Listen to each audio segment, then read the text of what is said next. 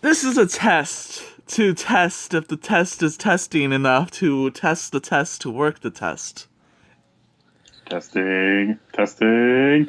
Testing, testing, testing, testing, testing, testing, testing. Testing! Ah! SpongeBob here, read you loud and clear. Merry Halloween, everybody! Or Merry November, or whatever time of year you're watching this video. We're not sure whenever we're uploading this, but in today's episode, we're going to be doing a little discussion on our favorite spooky levels in video gaming. You may remember last year, we did something similar to this with Christmas, and we wanted to do it with other holidays, but we never got around to it. But anyway, that's not important now. The important thing is, I'm here with... Pancake Armor Man. Whee! And let's start off our list. Pancake, why don't you go first? Alright, number 5. Number 5 on my list is a pretty well-known area in the Pokemon series. It is Lavender Town from Pokemon Red, Blue, Yellow, Fire Red, Leaf Green, and I think Let's Go Pikachu and Eevee, since that's a remake, and Pokemon Gold, Silver, Crystal, Heart Gold, Soul Silver. Whoa, that town's been in a lot of games. Anyways, I chose Lavender Town over other ghost cities because they don't really have as much popularity as Lavender Town does. And Lavender Town does really give that eerie feeling of ghost towns. Like, other ghost cities and places in the Pokemon series don't really give up the eerie feeling that Lavender Town does, unless it's the bridge from Pokemon Black and White and Black and White 2, and that place is just, really creepy. But, yeah, Lavender Town gives off that really creepy vibe, and, of course, the Pokemon Tower, the most famous place in it, gives off that creepy vibe also, because it's a Pokemon cemetery and the ghost Pokemon is there, and it's just really famous, really creepy, and it's number 5 on my list.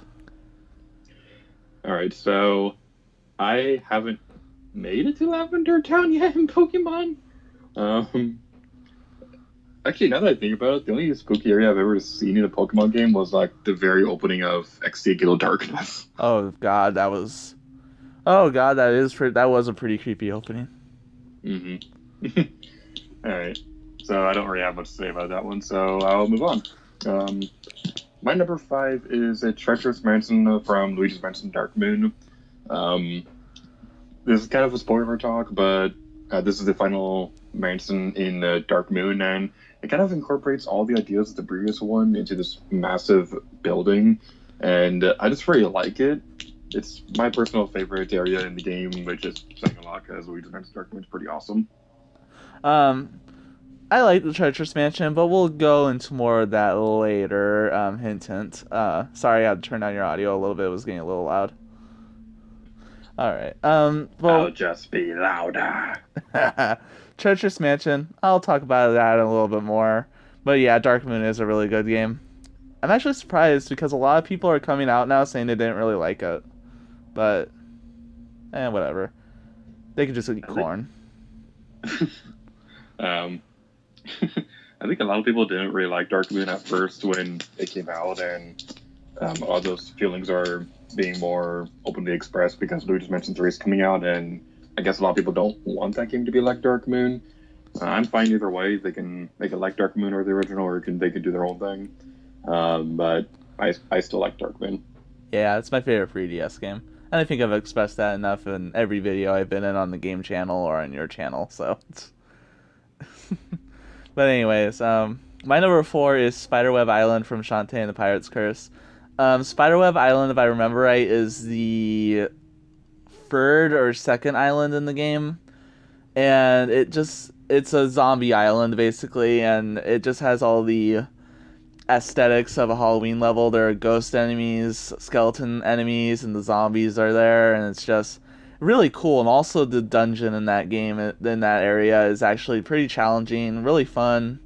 Yeah, not really much to say about Spiderweb Island other than it's really Halloween themed and really fits the season of Halloween, so yeah. I haven't played that Shantae game in particular, so I don't really have much experience with it, but Shantae's adorable, so that's all I can really say. Sorry. It's alright. Well, I think I do have the spider transformation. That's not important right now. The My number 4 on my list is the Cap Kingdom from Super Mario Odyssey.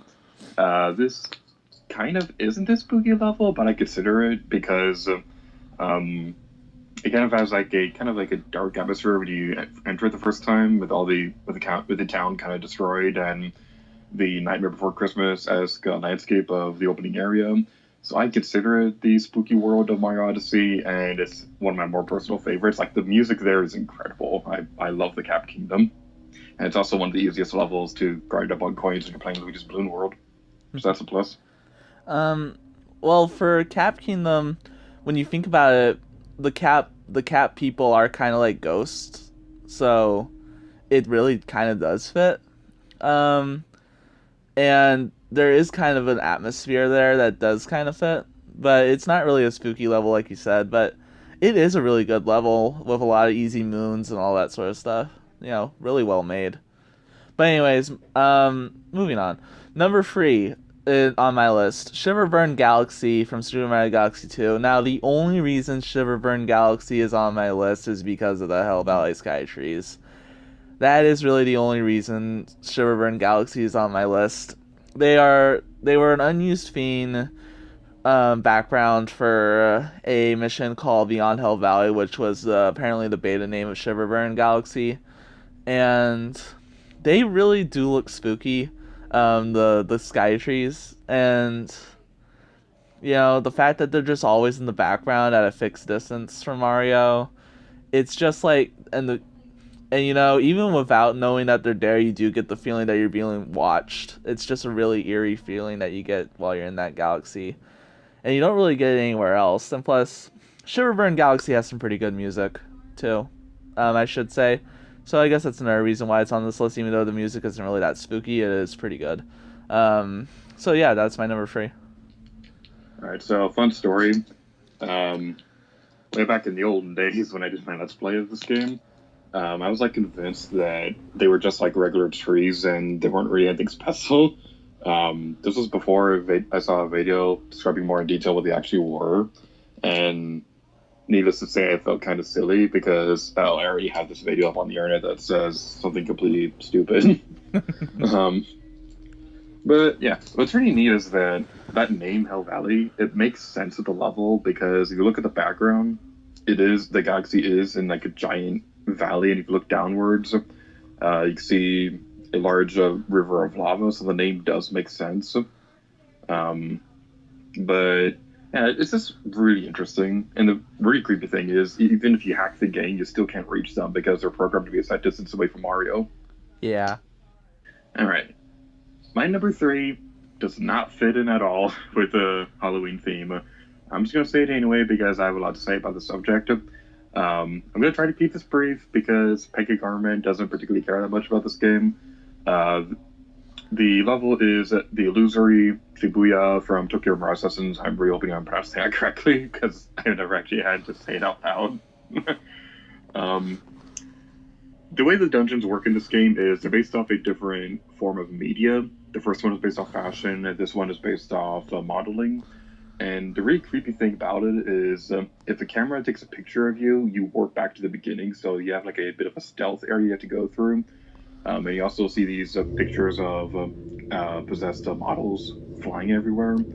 And the big thing I wanted to bring up is there's a Nickel Weiss in this area you could talk to.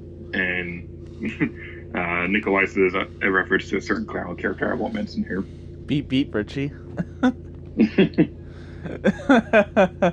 Well, even though I don't really care for Tokyo Mirage Sessions really at all, and excuse me if you hear any background noise, my neighbors just turned on their car.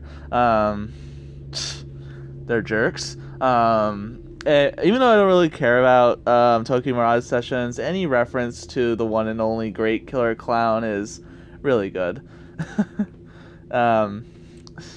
Yeah, even though I don't really care about that game, that I love the reference. Anyways, and I won't mention the clown's name on this list because if you go watch my Halloween movie list, you'll know. Anyways, oh god, advertising in a game video, that hasn't happened before. Shame! Shame! Shame!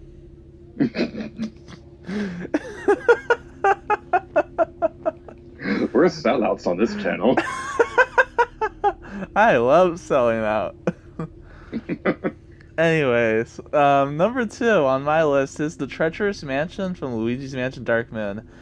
Luigi's Mansion Dark Moon is my favorite 3DS game. I've said that a lot. And the Treacherous Mansion is my favorite mansion from the game. It really reminds me of the first game because this is really the only mansion where you really get to explore all of it without having to go through all the missions. And you can get all the gems in like the second or third mission. So that's another up to it. And it just really has a theme of exploration, which is really good. And like Gator said, it incorporates all the techniques and all that from the previous mansions, the Gloomy Manor, Old Clockworks, Haunted Towers, or whatever they were called, and the Crappy Mines. But yeah. But yeah, the Treacherous Mansion is really good. One thing that sets it apart from other mansions is the cutscene from when Luigi opens the door to the mansion is really, really spooky.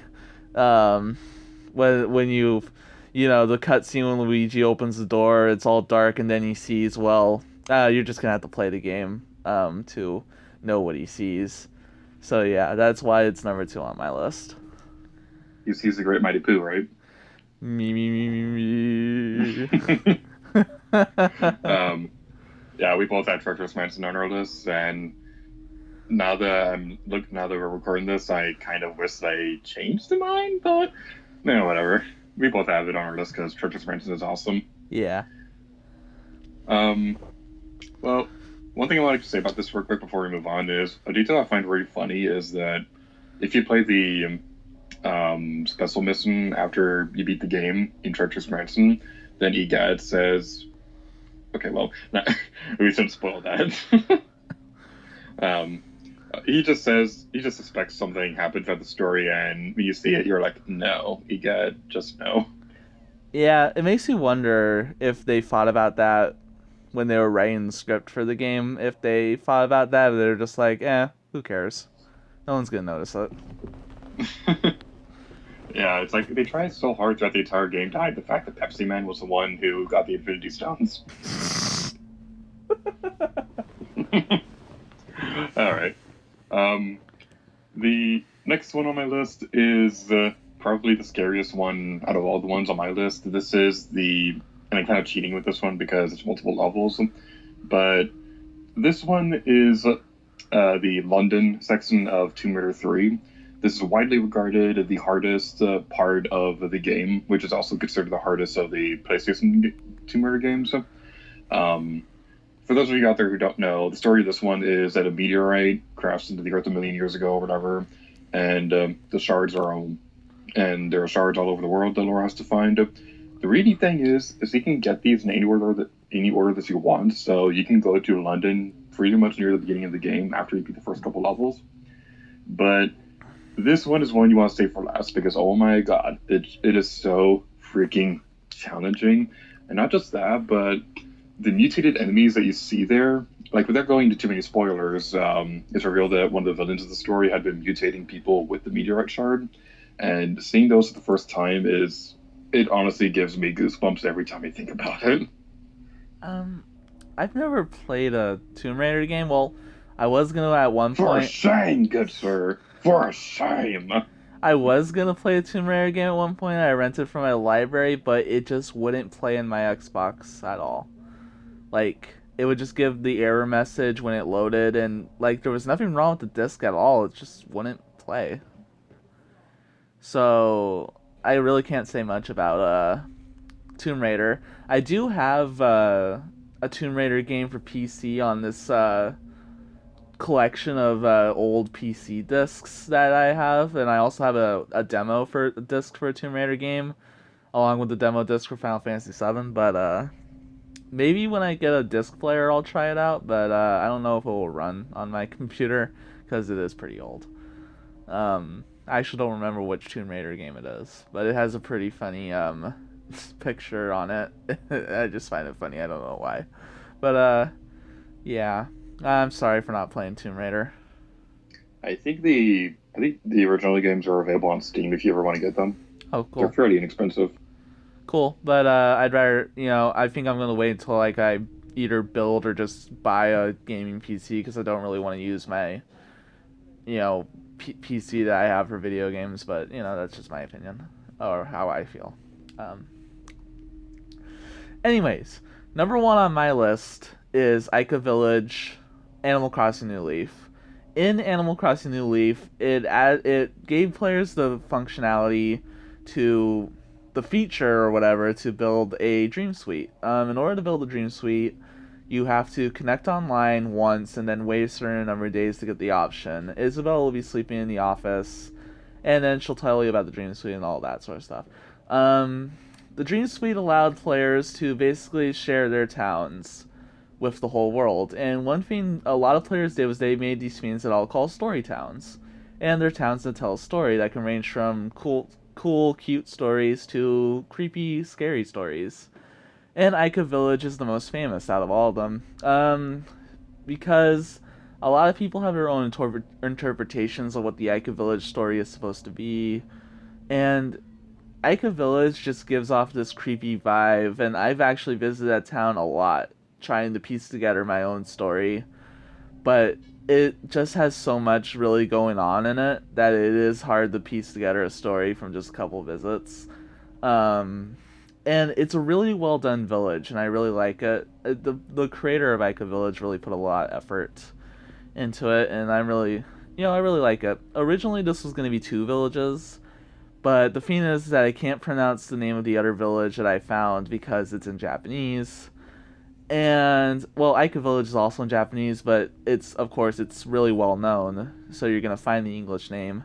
And on top of that, the other village I visited isn't really as popular. So Ica Village kind of took over the number 1 spot because it's more popular, and yeah, so that's my number 1.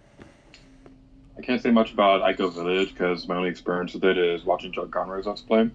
But I do like how people were able to make their own stories with their towns in New Leaf. And it makes me really excited to see if something like that will return in the new game for Switch. Oh, that'd be so cool.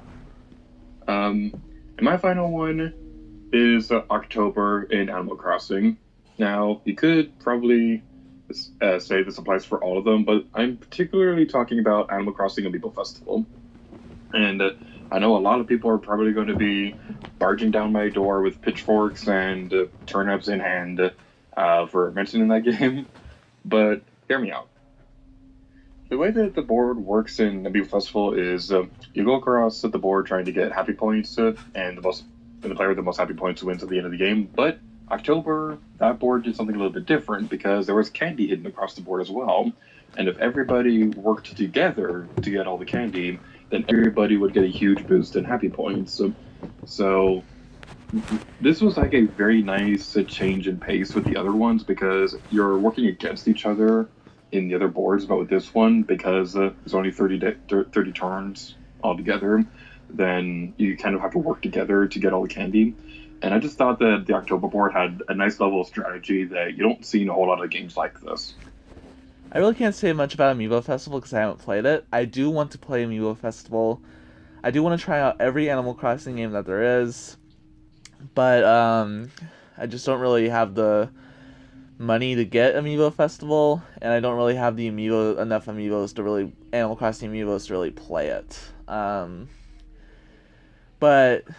I can understand why a lot of people didn't like the game, but the game looks so good in my opinion. It looks really good, but it probably doesn't play that good.